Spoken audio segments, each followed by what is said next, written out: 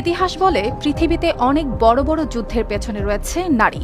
আবার এটাও বলা হয় পুরুষ ধ্বংস হয় নারী ও অর্থের মোহে। ঠিক তেমনই মোহে পড়ে এই যুবক হারিয়েছে নিজের বিবেক, আর শেষ পর্যন্ত সে কেড়ে নেয় নিজের বাবা ও ভাইয়ের জীবনটাই।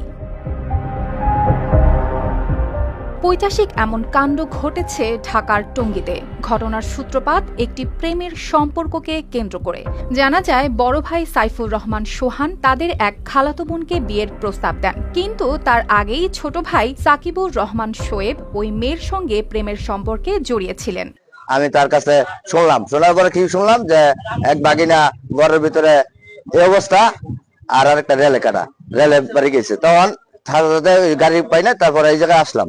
আসার পর ঘটনাস্থলে দেখলাম আমার এক বাগিনা, ছোট বাগিনা সাকিব দরজার সামনে বসে রয়েছে, আর বোনের জামাই দুলাভাই সোহেল রেলে ওই পাশে বসে রয়েছে। এই বিষয়টি সামনে আসতেই মেনে নিতে পারেননি বড় ভাই সাইফুর রহমান সোহান। এক পর্যায়ে সেই ক্ষোভ রূপ নেয় ভয়ঙ্কর খুনের পরিকল্পনায়। গভীর রাতে ছোট ভাইয়ের হাত ও পায়ের রগ ব্লেড দিয়ে কেটে দেয় সোহান। সেখানেই শেষ হয়ে যায় তার জীবন।